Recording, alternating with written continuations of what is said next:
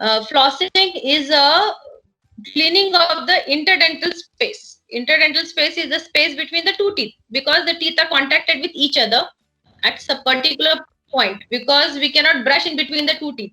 So we prescribe a patient a dental floss. What's a dental floss? It's a waxed thread which can be clean in between the two teeth. It can be done at least once in a day, because it is not harmful unless and until you do it in a wrong way. You can see in YouTube, you can have a video of flossing. Okay, flossing is very essential when the initially normally patient, whenever they come across caries, they are in between the two teeth. Whenever they say that food was lodging, there was a I had food which is being lodged whenever I eat. Okay, then it lead to caries, and then it goes to root canal. So the initially the teeth which is not been cleaned is interdental space. It can be done by flossing. There are two types of flosses, sir. One is the dental floss, which we get at any medical store. The other is floss picks. What are floss picks? Just like a toothpick, we can use it in a single use and just throw it away. You can carry it in your purse. So it's very simple.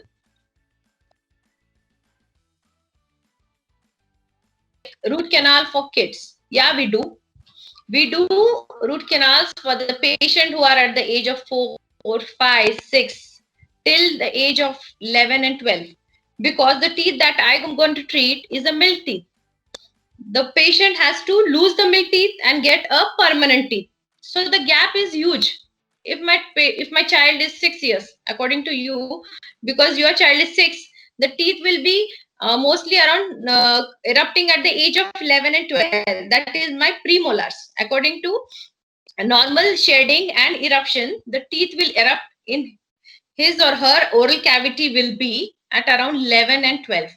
So many years the patient needs to eat, chew, okay, as well as he should maintain the jaw size. The moment I extract the teeth and leave it, the jaw will collapse in the sense the teeth will start moving in the front, and the permanent teeth which has to occur or erupt at the age of 12, they don't have space, then they'll erupt in a haphazard way anywhere they want to. So we need to preserve the space maintainers by preserving the milk teeth, by going for a root canal with filling, or if the patient is very cooperative, go for a cap also. You can minimize at least.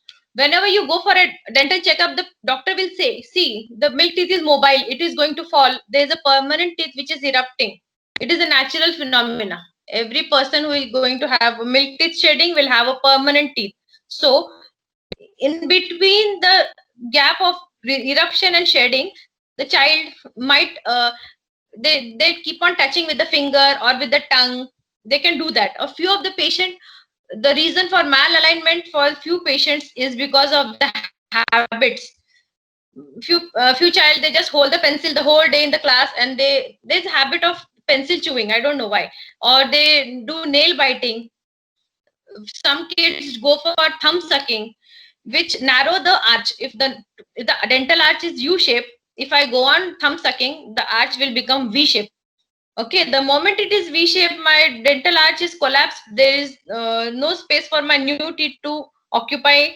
Okay, the next problem is thumb sucking, and other one is pencil biting or nail biting. The continuously keeping a occlusal trauma for that particular tooth can be stopped by habit breaking appliances.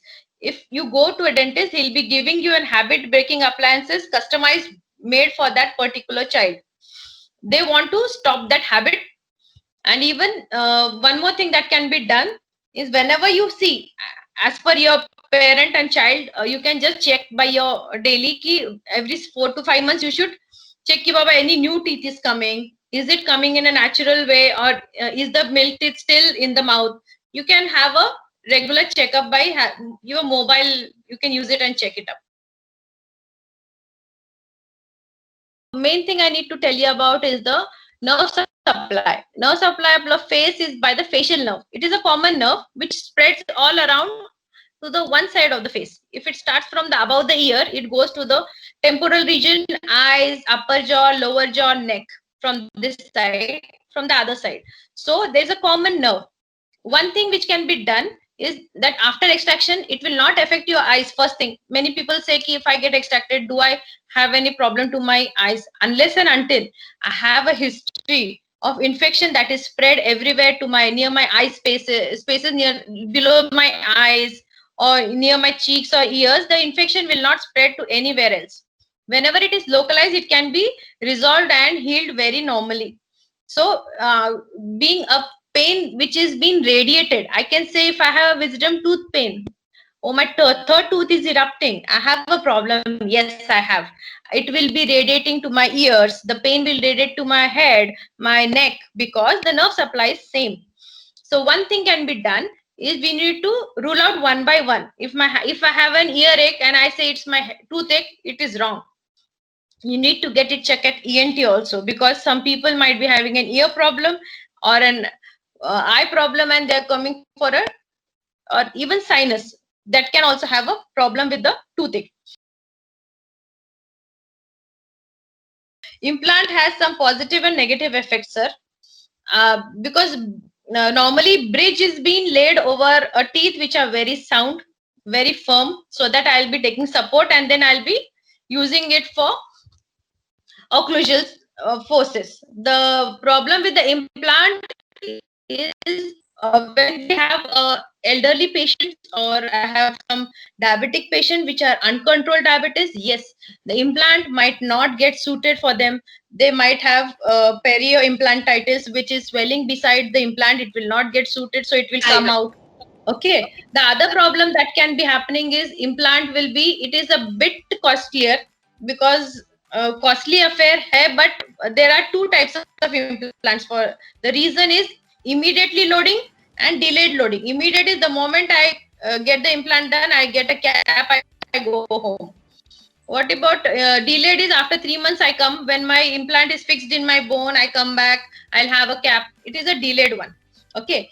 The problem with implant is not everyone can have implant. Just because there should be proper height and proper thickness of my bone to take up the implant in my oral cavity. If my bone is very thin, very narrow, and I want an implant, and if it doesn't suit, then it will go waste.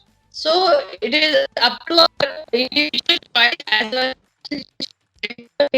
implant चाहिए या bridge चाहिए. It is according to your own choice. What happens when the caries are initial, ma'am? They will never have pain because it is very superficial. It is in the enamel, in the uppermost layer. The moment it is going to go deep, he'll be complaining about the pain.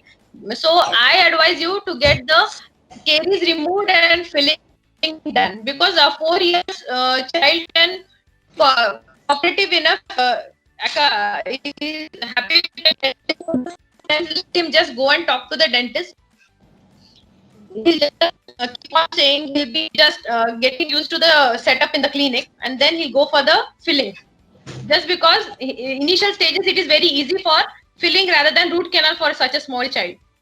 What we do, we just remove the caries with a burr in the oral cavity. We just remove it and then we'll clean it with the burr, and then we'll fill it with the root filling material.